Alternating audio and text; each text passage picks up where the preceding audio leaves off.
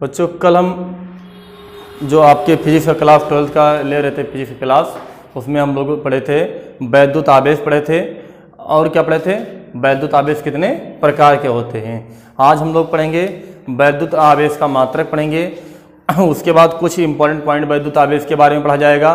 उसके बाद इलेक्ट्रॉनिक सिद्धांत इसके क्या क्या होते हैं ये भी पढ़ा जाएगा। ठीक, तो हमारा जो आज का हेडिंग होगा यानी क्लास सेकंड होगी। कल हम लोग फर्स्ट क्लास किए थे, आज हमारा क्लास सेकंड होगा जो कि फर्स्ट लेसन का होगा।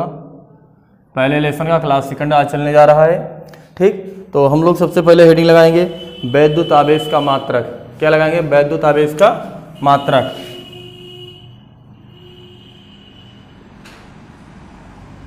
वैद्युत आवेश का मात्रक। ठीक, तो सबसे पहले वैद्युत आवेश का जो मात्रक होता है, अच्छा वैद्युत आवेश के बारे में कूलाम ने खोज की थी, इसीलिए इसका मात्रक ही कूलाम है। ठीक है, तो वैद्युत आवेश का मात्रक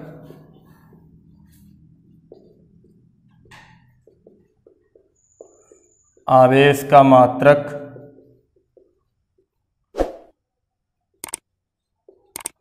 कूलाम, जिसको हम लोग सी से लिखेंगे।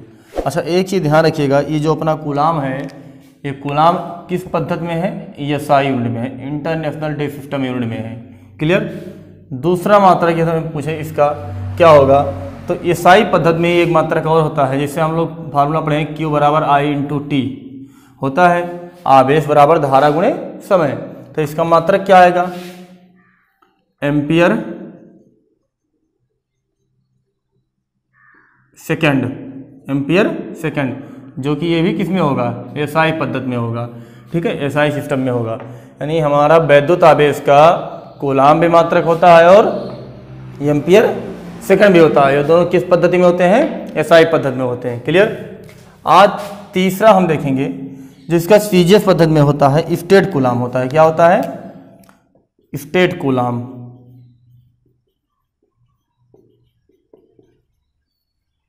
स्टेट कूलाम, स्टेट कूलाम होता है और ये हमारा किस पद्धति में है, सीजीएस में है।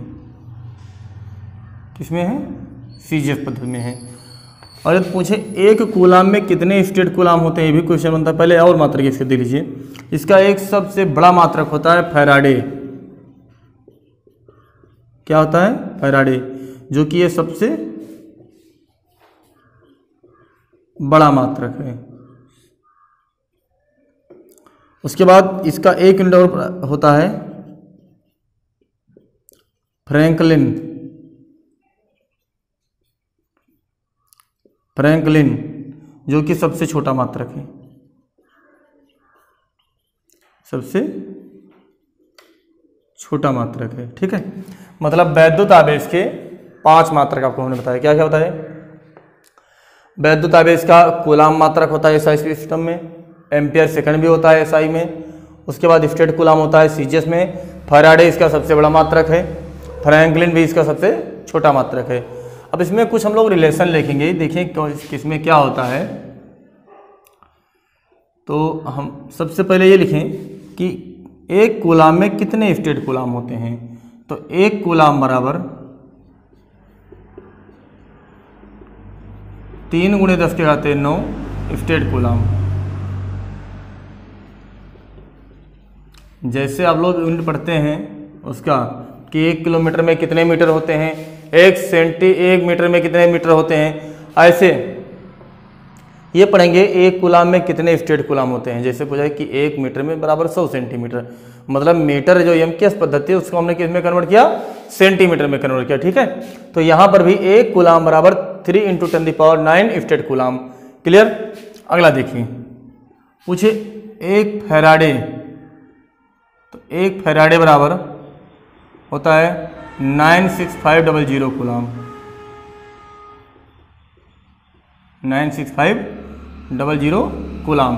ये 2 रिलेशन आपको याद रखना है, केवल 2 ही रिलेशन है फिलहाल। क्लियर। चलिए इसको उतारिए, नोट कीजिए फास्ट।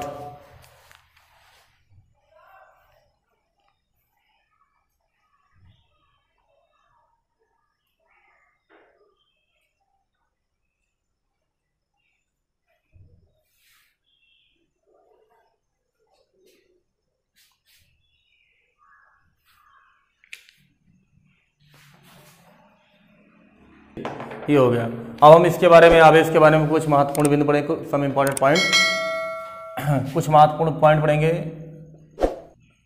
सम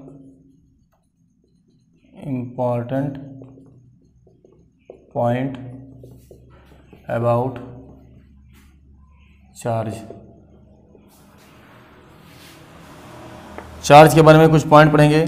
सबसे पहला पॉइंट, यदि कहीं कोई आवेश स्थित होता है तो क्या उत्पन्न होता है।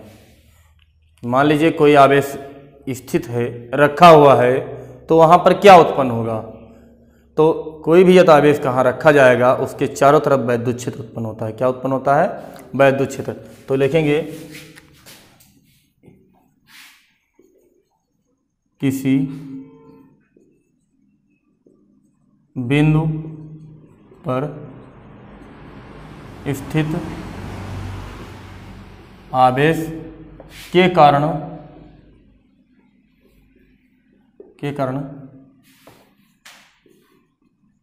उसके चारों ओर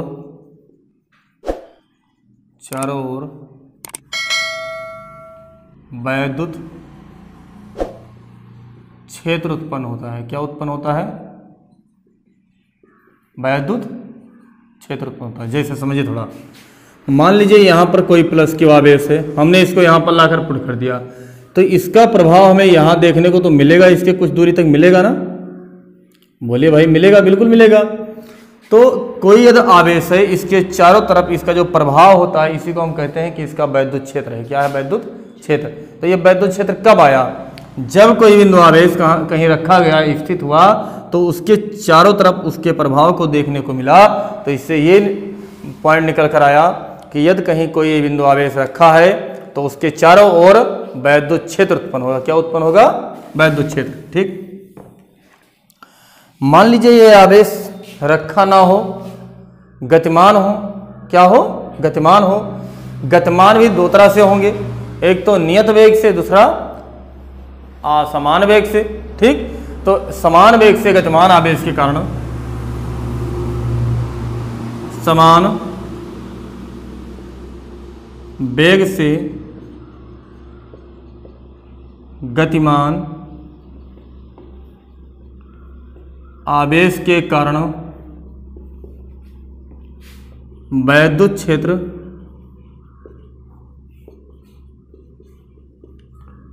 तथा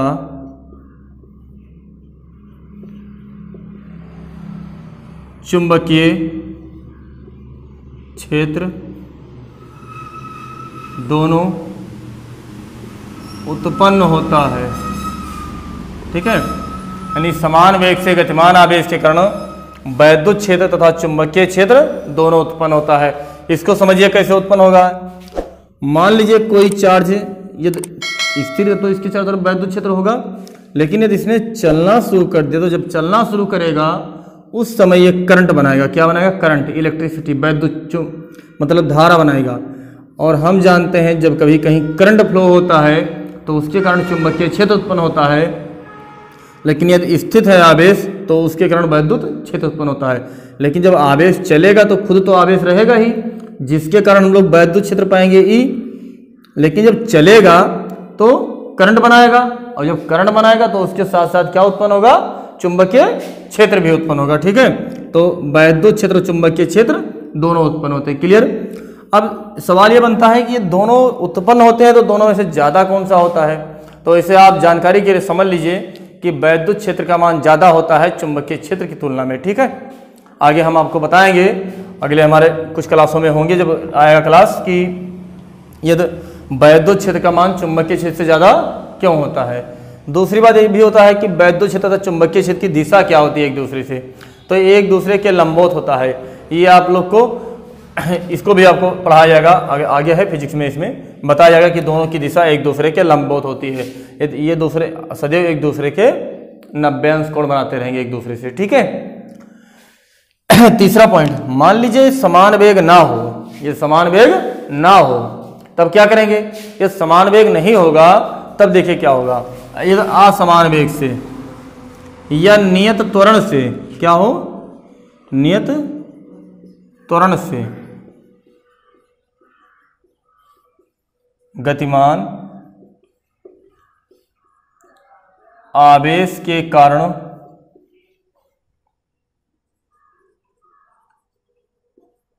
वैद्युत क्षेत्र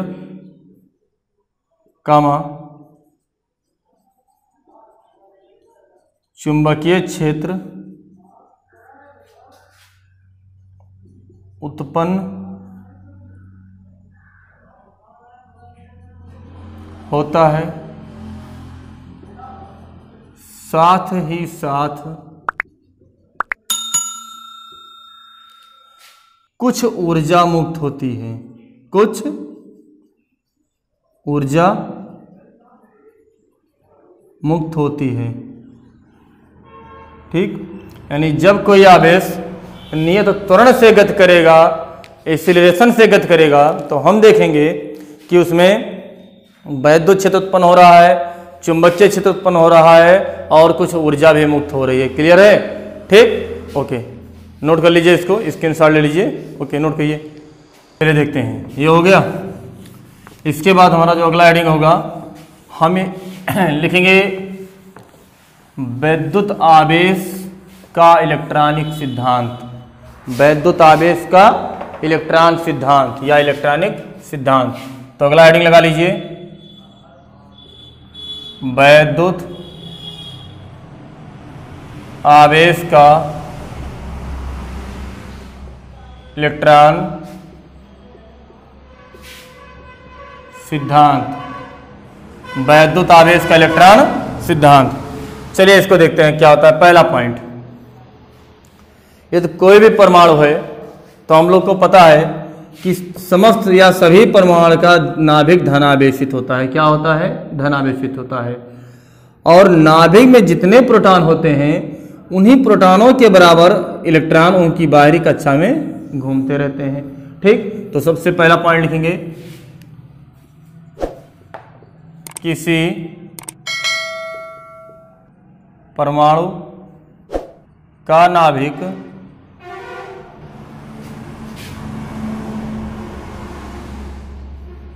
धनावेशित होता है। कैसा होता है? धनावेशित होता है।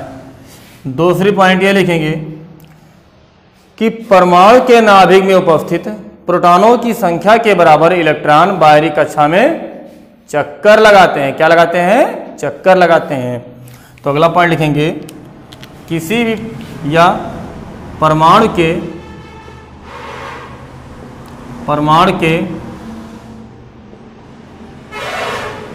नाभिक में प्रोटॉनों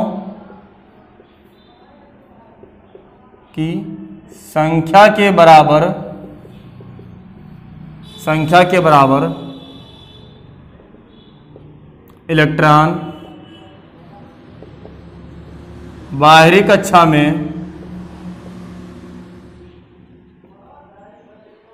चक्कर लगाते हैं। क्या लगाते हैं?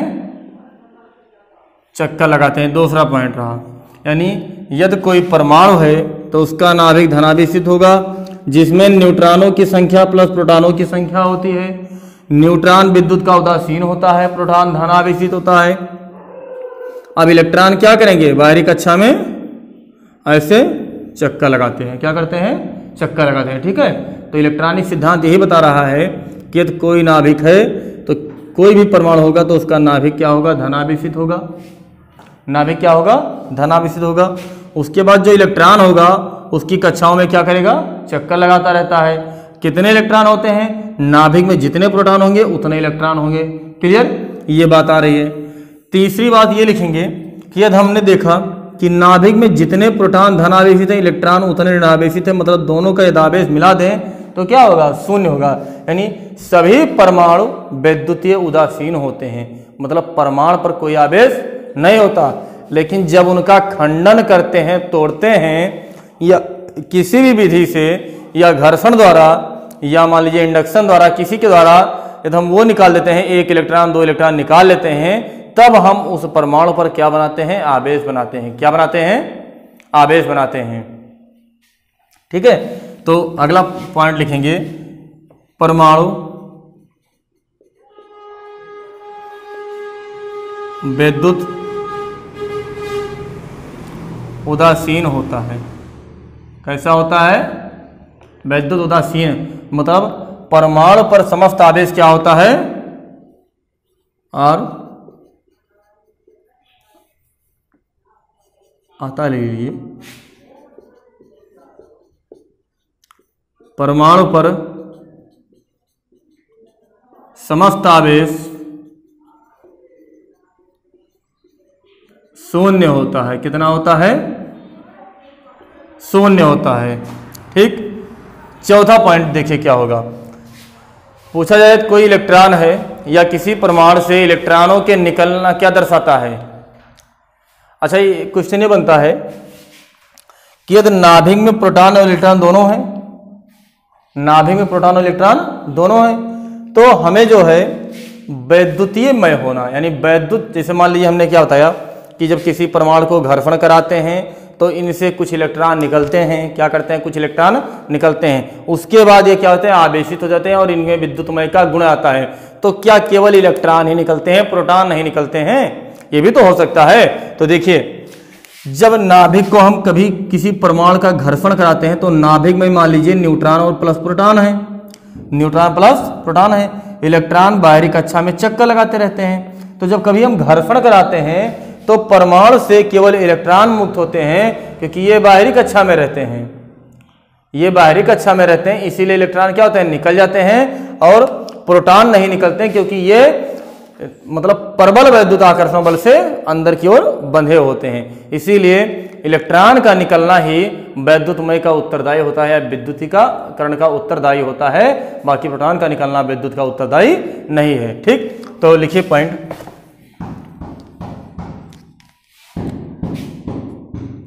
लिखिए घर्षण के कारण किसी परमाणु से इलेक्ट्रॉन का निकलना विद्युतीकरण के लिए उत्तरदायी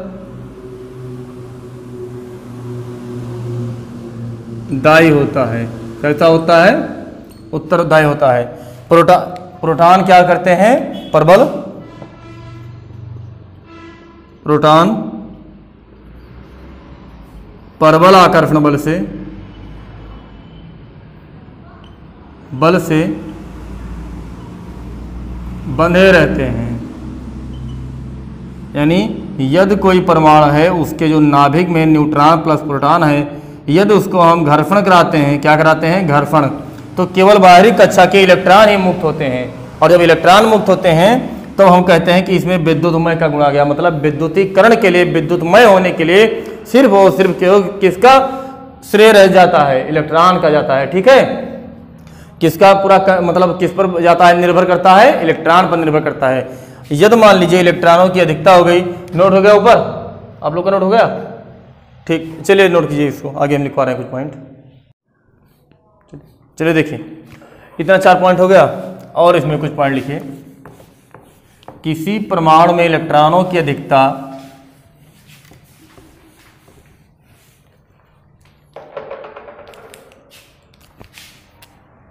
पांचवा पॉइंट, किसी परमाणु में इलेक्ट्रॉनों की अधिकता होने पर परमाणु कैसा होगा? ऋणावेशित होता है। कैसा होता है? ऋणावेशित होता है। यानी यदि किसी परमाणु में इलेक्ट्रॉन अधिक हैं तो क्या होगा? वो ऋणावेशित हो जाएगा। किसी परमाणु में, अगला पॉइंट, किसी परमाणु में इलेक्ट्रॉनों की कमी होना परमाणु किसी परमाणु में इलेक्ट्रॉनों की कमी होने पर परमाणु धनावेशित होता है। कैसा होता है? धनावेशित होता है। मान लीजिए किसी कोई भी परमाणु है, उसमें इलेक्ट्रॉन निकल गया है, तो हम कहेंगे कि वो कैसा हो गया है? इलेक्ट्रॉन की कमी हो गई, यानी वो कैसा है? धनावेश है। और किसी परमाणु में इलेक्ट्रॉन आ गए हैं, इलेक्ट्रॉन की अधिकता हो गई है, तो हम कहेंगे कि ये कैसा हो गया है? ऋणावेशित हो गया है। क्लियर? चलिए ठीक है, नोट कीजिए इसको, उसके बाद अगला हेडिंग लगाते हैं। Note clear? चलिए देखें, अपना जो अगला हेडिंग होगा, डिफिनीशन होगा 1 कूलाम की। एक कूलाम किसे कहते हैं? ये डिफिनीशन आते हैं कभी कभी, छोटे छोटे डिफिनीशन। 1 कूलाम, एक कूलाम को परिभाषित कीजिए, एक कूलाम की परिभाषा बताइए। ठीक है, तो इसको थोड़ा समझिए, एक कूलाम की डिफिनीशन हम लोग कैसे बनाएंगे। ये क्यू बराबर फार्मूला क्या होता है? I into T. I into T. यदि किसी चालक में 1 एम्पीयर की धारा 1 सेकंड तक प्रवाहित होती रहे, तो हम कहेंगे उस चालक में प्रवाहित आवेश का मान कितना हो गया? 1 कूलाम हो गया। कितना हो गया? 1 कूलाम। देखिए, यदि I का मान 1 कर दें और T का मान भी 1 कर दें, तो 1 इंटू 1 इक्वल टू 1, 1 गुणे 1 1 ही तो हो जाएगा। तो हम क्या कहेंगे? यदि किसी चालक में 1 एम्पीयर की धारा 1 सेकंड तक प्रवाहित होती है, तो उस चालक से प्रवाहित आवेश का मान 1 कूलाम होता है। कितना होता है? 1 कूलाम होता है। समझ में आया? ठीक, तो लिखिए, यदि किसी चालक से, यदि किसी चालक में 1 एम्पीयर की धारा 1 सेकंड तक प्रवाहित हो,